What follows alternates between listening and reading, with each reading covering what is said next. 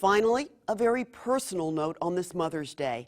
It's the first one I will mark without my mother, Ina Jane Ezell. She died in Detroit, Michigan last September. Without her influence, I might not have become such a lover of the arts and doing the kind of work I do here at the 9 Network of Public Media.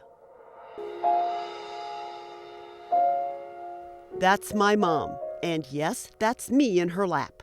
She was a freshman majoring in home economics at Michigan State College, later Michigan State University, when she met the man who would become my father, William Ezell, a freshman at the Veterinary Medical School. Both of them possessed creativity in abundance. Dad was a gifted photographer with an eye for design. She had an ear for Romance languages and played piano. Her favorite piece to play, in fact, the only one I recall her playing at home in suburban Detroit, was Claude Debussy's Clair de Lune. I came to think of it as her theme song. My parents saw to it that my 3 brothers and I played instruments and performed in school bands and orchestras.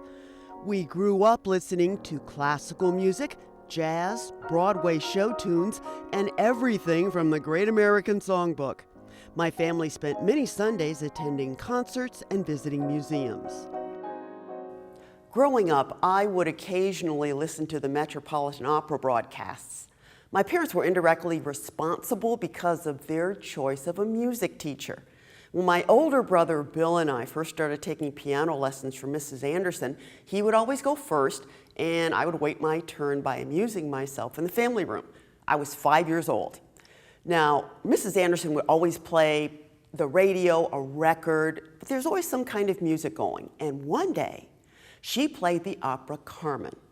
Well, when I heard the aria Toreador for the first time, I started marching around the room. I was so excited. It was enthralling. To this day, Carmen is my favorite opera, and for that I can thank Mrs. Anderson and indirectly Mom and Dad. Of Dr. and Mrs. Ezell's 4 children, only one made the performing arts his career.